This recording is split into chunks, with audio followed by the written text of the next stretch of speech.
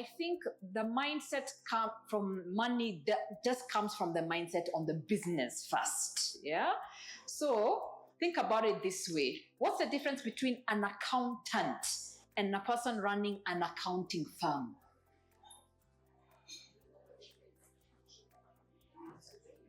So if you're an accountant, you go to job every day and you do what? You will do accounts. But if you're one running an accounting firm, what do? You might account, but you have to do what else? Figure out how the clients are walking through the door. Figure out how to manage people. Figure out how to pay taxes. So the business becomes running the entire business. Yeah.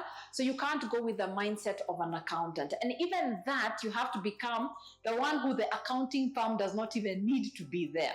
And that's a fundamental of entrepreneurship. There is a difference between being self-employed, meaning you have created for yourself a job in a business you happen to own, and being an entrepreneur. So, and when we start business, it's like building a house. We build a house, correct? So we built this house. We put the foundation, we put the walls, the windows, the roof, everything. There's a kitchen, there's a sitting room, and something. Everything is in this house. The house is functional. And then what do? We move into the house. Okay? Now, in money, and we teach money, we always tell people the house you live inside is not an asset, because you live inside it. What an asset does is either generate an income, or you can sell it and it gives you money. Because you live inside the house, it's not doing that. So even with entrepreneurship, a lot of the times we live inside the house. So we are enjoying the house. But what we have to do as entrepreneurs is step back from the house, build another one, and another one, and another one. That becomes the difference between working inside your business and working on your business. Now, when you're working inside your business, tell me about your money mindset. What are you focused when you're thinking money? Because money follows what you are thinking about. But then money is like an employee. You have to give it a job description. So to tell me, when you are working inside your business, what is your relationship with money like? What job description have you given money? What's a word for that job that you have actually given money? Pay bills? Because you're inside the business. What else do you want it to do?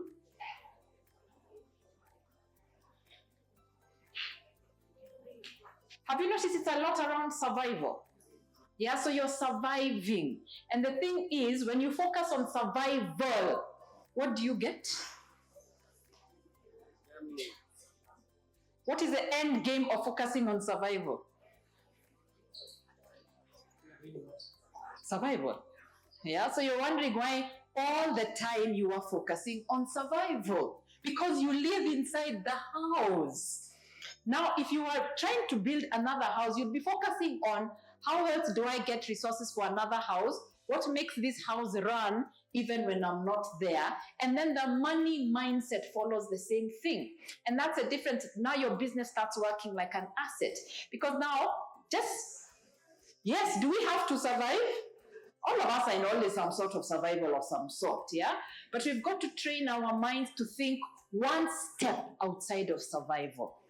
So if let's say survival was not an issue today, what would you be thinking about? If you didn't need to think about paying bills, what would you be thinking about? As in your basics are sorted. You won't starve. People will be paid somehow. What would you think about? Growth, freedom, expansion, developing yourself, and that. Now, we think that to think about that means I have sorted everything else out first. And that is the mistake we make. But it is not. It is a discipline we have to say, okay, even though 80% or 70% of my time is going to be on survival, I must intentionally spend 30% of my time doing growth, even if it's just the learning, doing the networking, doing the research, doing the figuring out, doing the planning.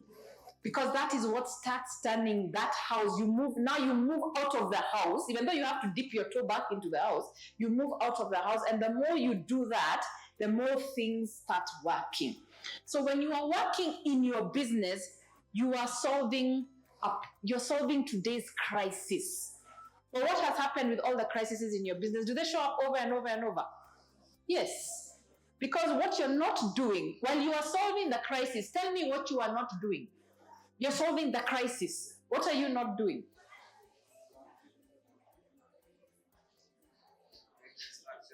You're not solving the problem. Solving a crisis is not solving the problem. You're just solving today's pain. You're solving the symptom. You're not solving the disease. Okay? So, let's go back to the money, because all of us, our money comes from customers. All right? Today, you're solving the crisis of the customer. Today, you're going to solve the crisis of, if we don't get customers today, this week, this month, we will not be able to pay our bills at the end of the month. You are solving the crisis today. Then what happens next month? The same crisis appears and appears and appears.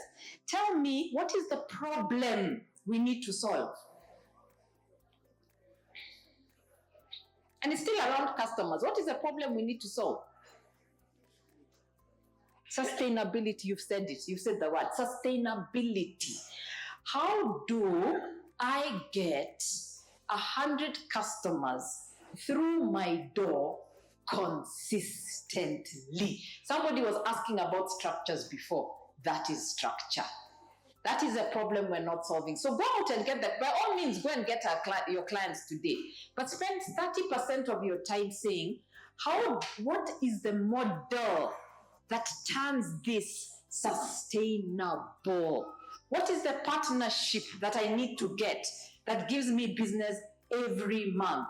What do I need to do? And they don't walk through the door immediately. What do I need to do to get that bigger partnership? What is the investment I need? What is the funding I need? What is the people I need? Then you're moving away from self-employment into entrepreneurship.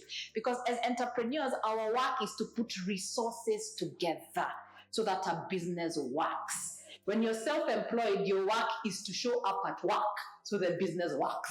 Do you see the difference? Yeah? So even money will follow that, because when you do that, your business stops being a job. It becomes an asset. And I said, I gave my story about trainers. When I had to now run more classes, more trainers were needed, because when you start looking at your business as an asset, it stops being, what can I do? A lot of the times we ask, what can I do? What can I do? What can I do? When I was running the business, I started going on media quite a bit, radio, TV at some point. And somebody one day asked me, Waceke, did you do media training? I was like, huh? Media training? You mean people did do that? And they're like, me, without any training, I'd never go on to TV and radio. I was like, it was not about what am I comfortable doing. The business needed visibility. So I did it. So if you take the same approach, and now the business has had to do things beyond Waceke, what does the business need? We had to come up with classes that had to teach content beyond my abilities. So it was not about me, it was the customer needs that. So how do I figure that out? So start asking yourself, what does this business need? Not what can I do? That's a founder's mindset. Then it's uncomfortable because, you know what, remember I talked about death to the ego. Because it lists so many things you're not going to be able to do by yourself. So many things that you're going to have to get other people to do. And then it's one step at a time, one day at a time, and saying, I can't do all 100 things now, but this is actually my starting point. Okay? So when you start looking at what does the business need, not what can I do, you start defining your business differently. For example, and we go through this in the class. Let's say, some people, I guess people still print business cards. Let's say I was printing business cards. Yeah? Okay, so my business is printing business cards, correct? What is truly, let's think bigger. what's my business? So may I come and define my business to you as business cards. Okay, this is how we're always leaving money on the table for businesses as business cards. Then you, since I said business cards, all you keep in mind is the day I need business cards, I'll go to Waceke, correct? But truthfully, let's think, what's the business? What truly is the business? Branding. Now, when I say I'm in, printing was just the starting point of our branding business. Now, when I say I'm in branding, what opens up? Now, today I'll get business from business cards, yes, but then someone will want something done on social media, someone will want a banner, someone will want a website. It opens up the scope of the business. So the way we define our business is very, very important, yeah?